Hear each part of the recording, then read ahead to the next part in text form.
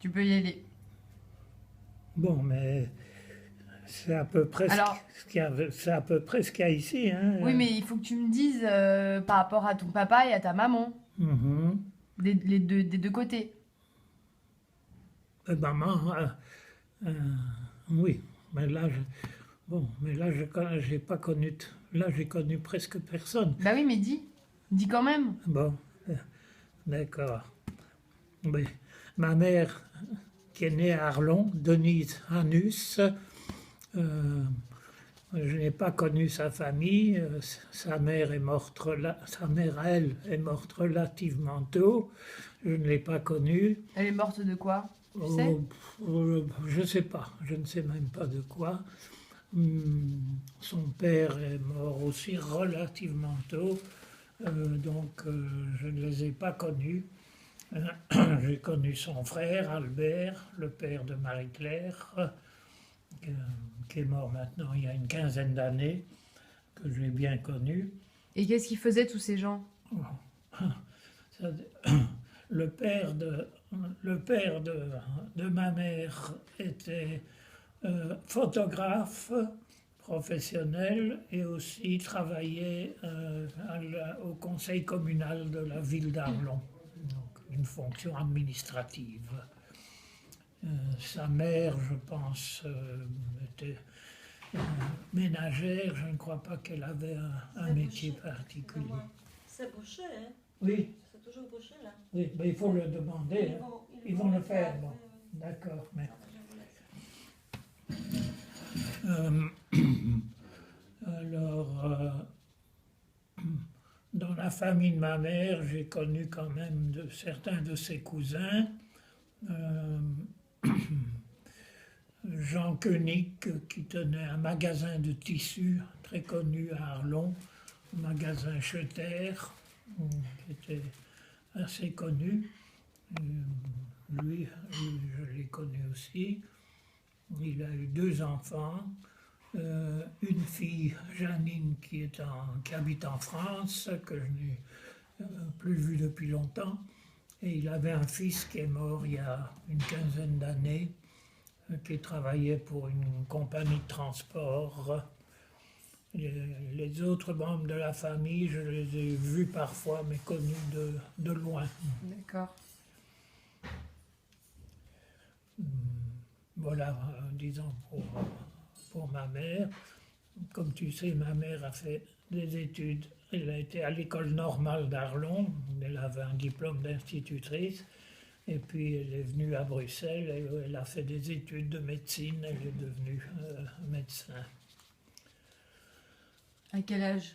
C'était à quel âge? Oh ben, elle devait avoir, quand elle a terminé, les études de médecine étaient beaucoup moins longues à l'époque, c'était 4 ou 5 ans, donc elle devait avoir 23 D'accord. ans, à peu près 22 je pense.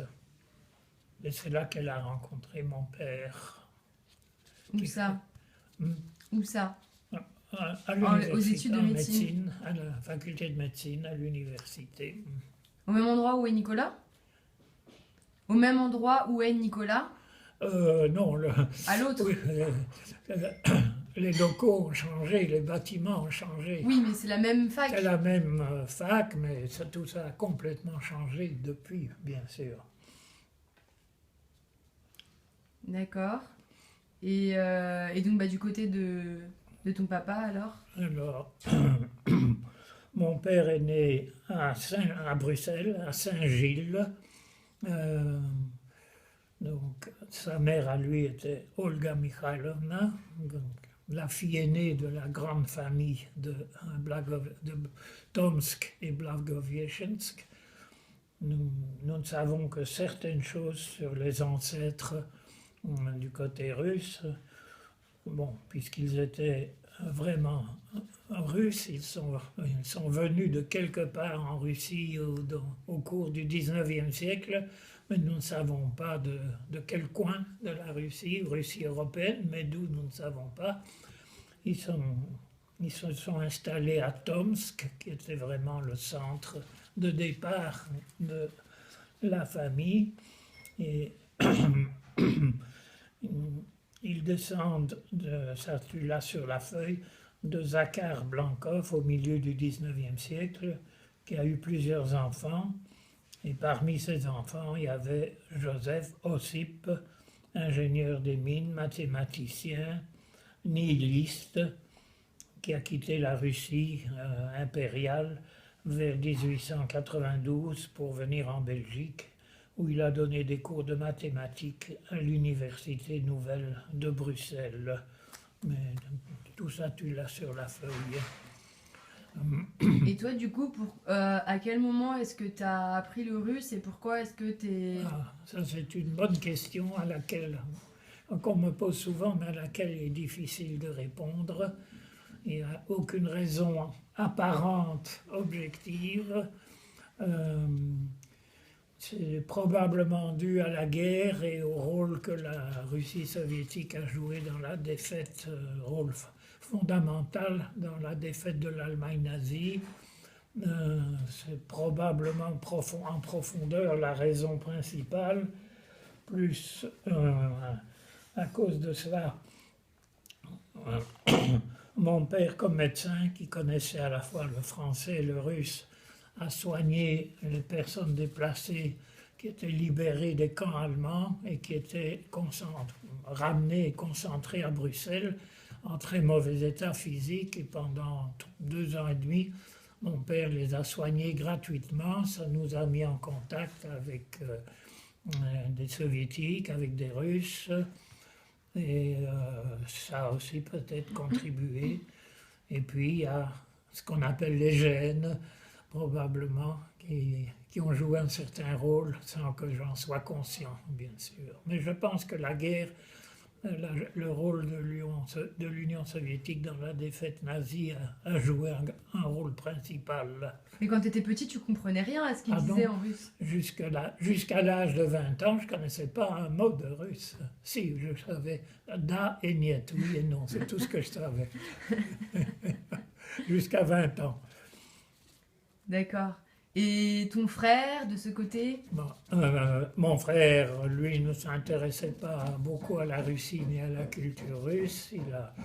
Il a fait Il a combien de... des études d'histoire à l'université de Bruxelles. Il est devenu enseignant d'histoire à Bruxelles d'abord, et puis en Afrique, dans plusieurs pays africains, au Congo ex-belge d'abord, puis au Gabon, à la Côte d'Ivoire, mais il a suivi une toute autre voie que moi. Il était plus âgé, il avait 5 ans de plus que moi. D'accord. Et donc, ta mère et ton père, ils avaient des frères et sœurs? Donc, ma mère a eu un frère, Albert Hanus, le père de Marie-Claire, que j'ai bien connu. C'est tout. Et mon père a eu une sœur qui est morte après la guerre, qui était d'ailleurs pas très, faut dire, pas très sympathique. Ça, c'est autre chose, que j'ai connu en effet. Il s'appelait Alexandra Sania, et qui a eu elle-même 3 enfants, dont le nom officiel était Boris, mais qui se faisait appeler Pierrot, qui est mort il y a 1 an maintenant, et qui a eu lui-même plusieurs enfants, dont un des enfants qui est marié, habite Paris, les autres sont en Belgique, je crois, ou je ne sais pas très bien où. On les connaît peu, on les voit pratiquement jamais. Parce qu'elles viennent d'où, les cousines de Rome? Alors, les cousines de Rome, Anna et Valeria, sont les filles de Dina et de Gabriel. Et ce sont des filles par voie latérale, disons. Ce sont en fait plutôt des petites cousines que des cousines directes. C'est ce qu'on appelle des cousines à la mode de Bretagne. D'accord. Et quand est-ce que tu es allé en Russie pour la première fois? Pour la première fois, c'était en 1958 pour le 4e congrès international des slavisants qui avait lieu à Moscou en 1958. C'était Mamie Goldie à moi, notre premier voyage en URSS, en Russie. Et alors, par la suite, j'y Donc à suis Moscou. retourné de très nombreuses fois, surtout pour travailler aux fouilles archéologiques de Novgorod-le-Grand, un peu au sud de Saint-Pétersbourg, où je suis allé au total 42 ou 43 fois, et certainement une trentaine de fois aux fouilles archéologiques. D'accord. Et sur mon mur, tu peux voir des souvenirs de ce travail archéologique. Passionnant. Do you have questions? Yes. I have one question, but you can, in 4 parts. And I would like to know 4 memories in 4 moments in your life. The first one is one memory that you remember about your childhood. Yes. The second one is you in the university. How do you remember those times? The third one is, it's kind of connected with the question of Eli. How do you felt the first time you went to Russia, but not just to Russia, to the part of Russia that you are interested the most in about your studies and the research and all that stuff? And the fourth one is some memory about this house, some moment that you remember, and do you want to tell us? That's a lot of questions. Go for yes. But can be in French. Yeah, it will be in French, there's no reason. So the first question, you said, what's Donc my ton enfance, memories? ton enfance. Mhm.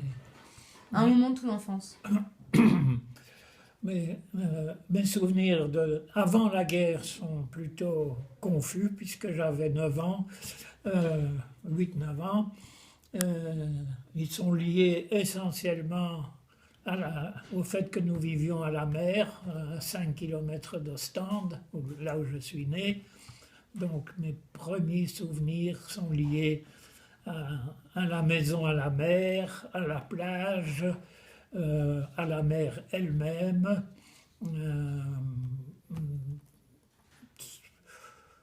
Qu'est-ce que je peux dire? C'est comme dans tes mémoires. Oui.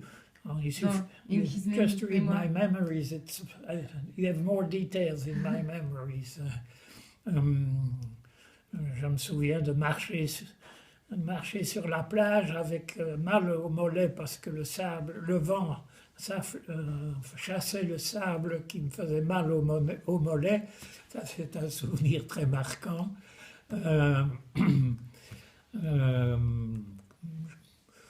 Je me souviens vaguement de quelques personnes, qu'on connaissait. Je me souviens vaguement des bains de mer que je prenais. Et pour le reste, c'est dans mes mémoires. Oui. And do you remember how was a normal day in those days? A normal day, the daily. How was The daily life. À quelle heure Yes. tu te réveilles? Qu'est-ce que tu fais le matin? Yes. Comment ça se Or about passait? your mother, your Yes, parents? well, it was linked to the family. C'était lié à la famille. Comme je n'allais pas à l'école à l'époque à cet endroit, il n'y avait pas d'école francophone. C'est ma mère qui m'a enseigné pendant 2 ans et demi. Tous les matins, elle me donnait une leçon qui durait 1 heure à peu près.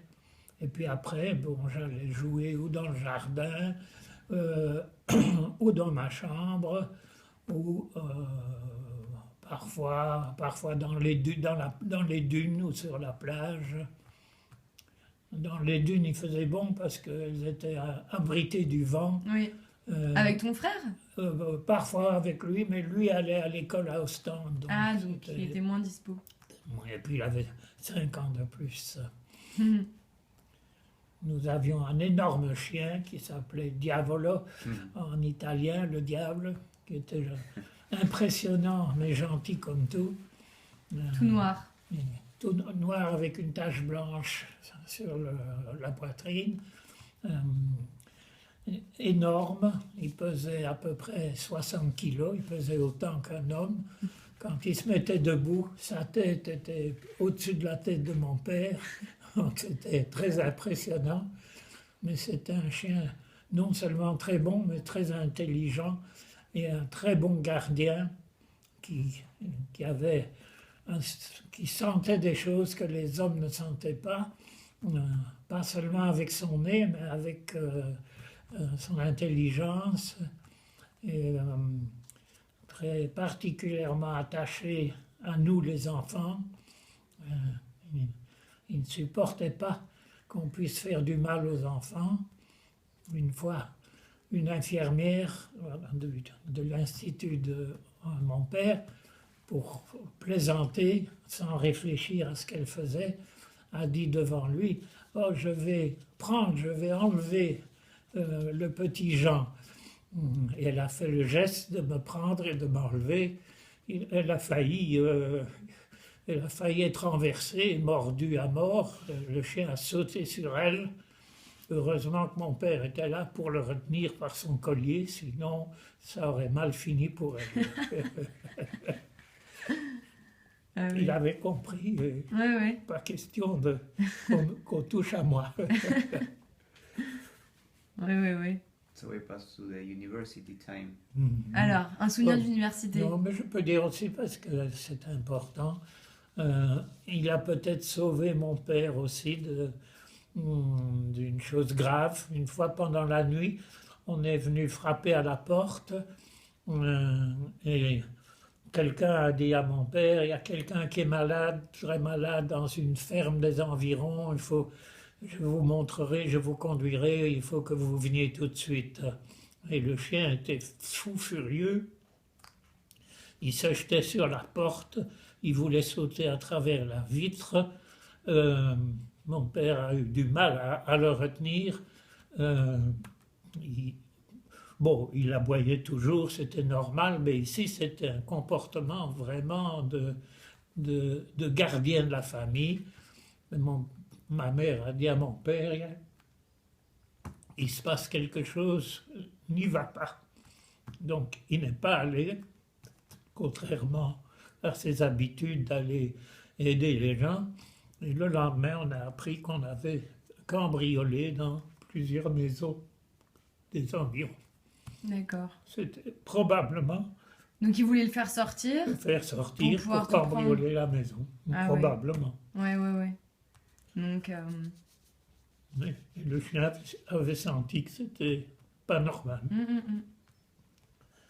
Bon, on a fait des tas de choses drôles. Ouais. Comme il était très gentil, il ne faisait pas de mal. Mais un de ses jeux favoris, c'était de courir après les poules, Ah de oui. les plumer, et puis de les laisser repartir sans plumes. Il trouvait ça très drôle.